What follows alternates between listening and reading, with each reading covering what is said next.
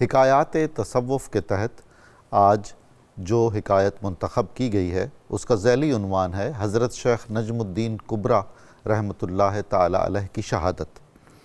یہ حکایت حضرت مولانا جامی رحمۃ اللہ تعالی علیہ کی مشہور کتاب نفحات الانس میں سے لی گئی ہے۔ فرماتے ہیں کہ جب عالم اسلام پر تاتاریوں کے حملوں کا آغاز ہوا جو اللہ کی بہت بڑی آزمائش تھی، تو تاتاریوں کا لشکر خوارزم پہنچا۔ وہاں کا بادشاہ سلطان محمد خوارزم شاہ وہاں سے فرار ہو چکا تھا، جبکہ تاتاری یہ سمجھ رہے تھے کہ بادشاہ ابھی تک خوارزم ہی میں ہے اور وہ اسے ہر حال میں زندہ یا مردہ حاصل کرنا چاہتے تھے۔ حضرت شیخ نجم الدین کبریٰ رحمۃ اللہ تعالی علیہ کی خانقاہ بھی خوارزم ہی میں تھی۔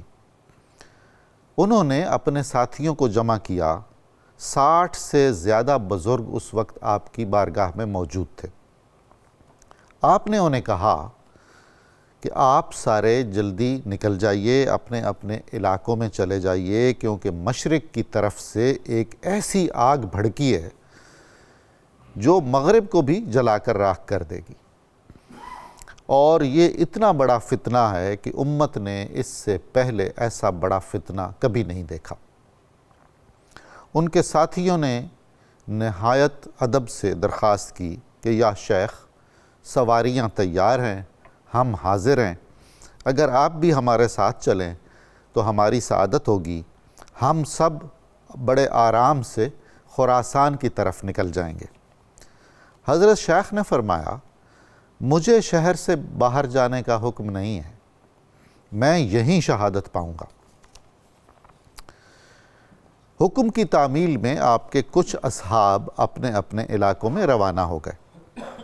جب تاتاری شہر میں داخل ہو گئے تو حضرت شیخ نجم الدین کبریٰ نے باقی رہ جانے والے چند ساتھیوں کو بلایا اور فرمایا، بسم اللہ کر کے جہاد فی سبیل اللہ کی تیاری کیجیے۔ ناظرین ذہن میں رکھیے، حضرت مولانا جامی فرماتے ہیں کہ اس وقت حضرت شیخ کی عمر مبارک 78 سال تھی۔ بڑھاپے کا، ضعیفی کا یہ عالم تھا، طرح طرح کی بیماریاں بھی لاحق تھیں، لیکن آپ عزم دیکھیے، استقامت دیکھیے، شان دیکھیے، ہمت اور ولولہ دیکھیے۔ یہ کہہ کر شیخ اپنے گھر گئے، خرقہ بدلا، کمر باندھی اور منگولوں کے لشکر کے سامنے ڈٹ گئے۔ حضرت شیخ پر تیروں کی بوچھاڑ کر دی گئی۔ ایک تیر ان کے سینہ مبارک میں پیوست ہو گیا۔ حضرت شیخ نے خود بڑی سختی سے اسے اپنے سینے سے باہر نکالا اور دور پھینک دیا، اور جھپٹ کر تاتاریوں کے علمدار کا جھنڈا ایک ہاتھ سے قابو کر لیا۔ اسی حالت میں دشمنوں نے آپ کو شہید کر دیا۔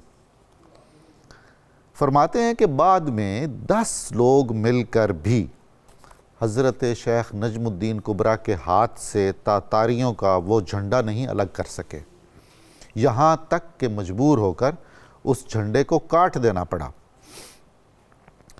بعض لوگوں کا خیال ہے، یہ بھی مولانا جامی نے تبصرہ کیا ہے نفحات الانس میں، کہ حضرت مولانا جلال الدین رومی نے مندرجہ ذیل شعر حضرت شیخ نجم الدین کبریٰ ہی کے بارے میں لکھا ہے، بے یکی دست میں خالص ایمان نوشند، ایک ہاتھ سے وہ ایمان کی خالص شراب پیتے ہیں، بے یکی دست دگر پرچم کافر گیرند، اور دوسرے ہاتھ سے وہ کافروں کا پرچم پکڑ لیتے ہیں، اس کو سرنگوں کر دیتے ہیں، اس کو گھسیٹتے ہیں اور پھر اسے چھوڑتے نہیں ہیں۔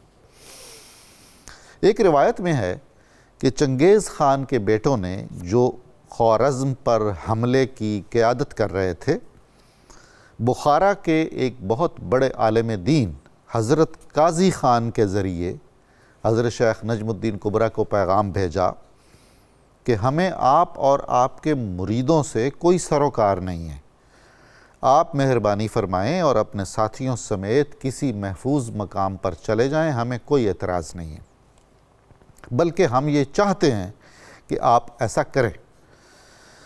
حضرت شیخ نجم الدین کبریٰ نے حضرت قاضی خان سے کہا کہ میں اچھے دنوں میں 70 سال خوارزم والوں کے ساتھ رہا ہوں، اب ایسے مشکل وقت میں، اتنی ناپسندیدہ ساعت میں ان کو اکیلے چھوڑ دینا انصاف نہیں ہے، یہ مروت کے خلاف ہے، میں انہیں چھوڑ کر نہیں جاؤں گا، انہی میں جان دوں گا۔ اور آپ نے ایسا کر کے دکھایا۔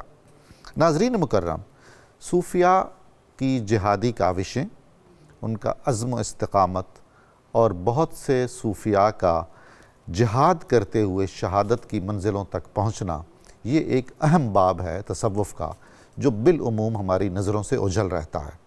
اب آپ ذہن میں رکھیے کہ حضرت علامہ اقبال نے کیا کہا تھا، نکل کر خانقاہوں سے ادا کر رسم شبیری۔ آج آپ پورے عالم اسلام کو، اس پورے خطے کو دیکھ لیجئے کہ جدید چنگیزیوں کے لشکروں نے اسلامی ملکوں کی کیا حالت کر رکھی ہے اور کس طرح ان کو ایک دوسرے میں الجھا دیا ہوا ہے۔